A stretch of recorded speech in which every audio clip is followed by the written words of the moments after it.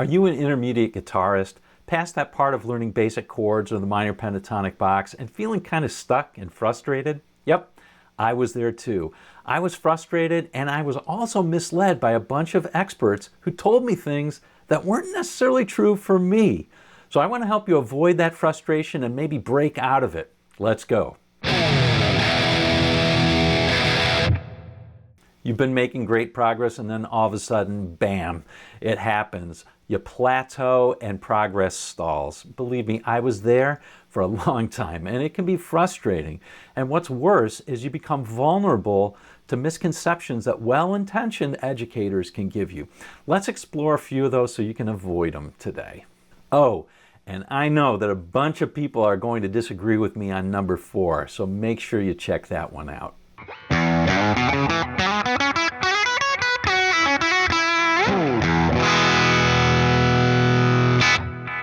Lie number 1, there's a simple pattern that's the secret to playing everything. I was watching YouTube the other day, and I watch a lot of guitar instruction. So an ad popped up that's pretty common. Now, I'm not going to mention any names, but the message was very clear. Learn one simple pattern, and you will be able to play anything on the guitar without thinking. This lie is an easy one to fall for because, let's face it, it's a half-truth. The guitar itself is a pattern sort of machine. And one of the first things that we really make a lot of progress on is that moment that we realize that some forms are movable, like bar chords or that pentatonic box shape. We can move it anywhere on the fretboard. But while patterns are important, they aren't everything. And they aren't limited to just the guitar fretboard either. There are a ton of aural patterns that we need to hear in music. And besides, developing a touch for the instrument, the feel for playing, that's at least as important as pattern play, and that has little to do with patterns. Don't fall for the lie that there's just one pattern and always spend all your time looking for that one pattern that's going to solve everything for you.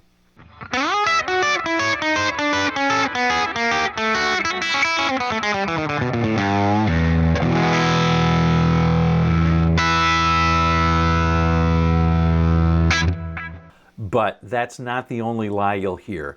Another one you'll often hear is that you have to learn a ton of music theory to improve. Now, there's nothing wrong with learning music theory. Believe me, I've gone through plenty of music theory, and I've got a lot of music theory, I'm sure, in my future. The problem is that this often gets ahead of this and this. The head can get ahead of the fingers and the heart. What we can forget is that guitar is a physical exercise, not just a mental one.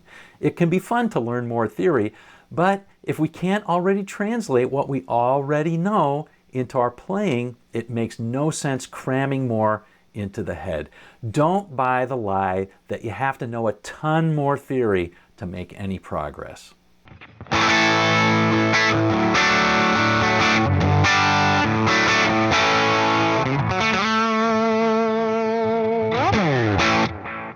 But the flip side of this is just as much of a lie, that you don't need to learn any theory at all.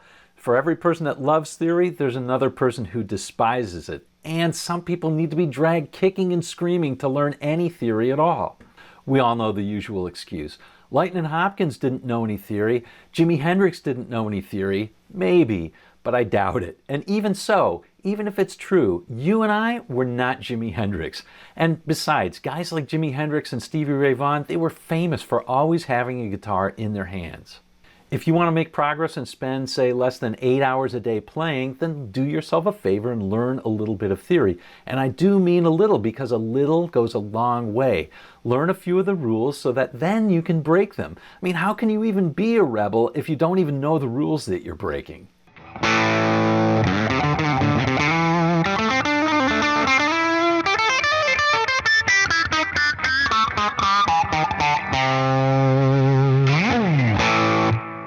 Now, theory is one thing, but this next misconception is a big one and very widespread.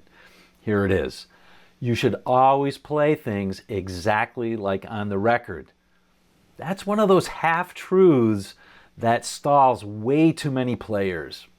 While there's value in being able to sound like, say, Eric Clapton in Crossroads or Jimmy Page in Since I've Been Loving You, make sure that you're focused on the sound and not something like, where did Eric Clapton place his fingers on the fretboard in that 1997 live version? Way too many players get to a point of diminishing return on that sort of thing. In fact, one of the ways that I personally made big progress as an intermediate player was when I became the second guitarist in a band. They already had a player who was playing pretty much what was exactly on the record, and my job was to sound like a piano or like the organ or like a second guitar.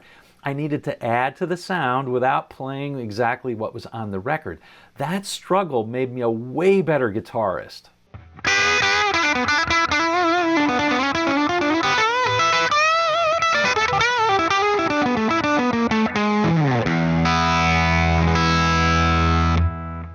Thank goodness that guitar is rich enough that these half-truths really don't work as advertised. Don't get hung up on them. Enough about the negatives. Click here to learn about something that made a huge difference to my play long after I learned the pentatonic box. So click here.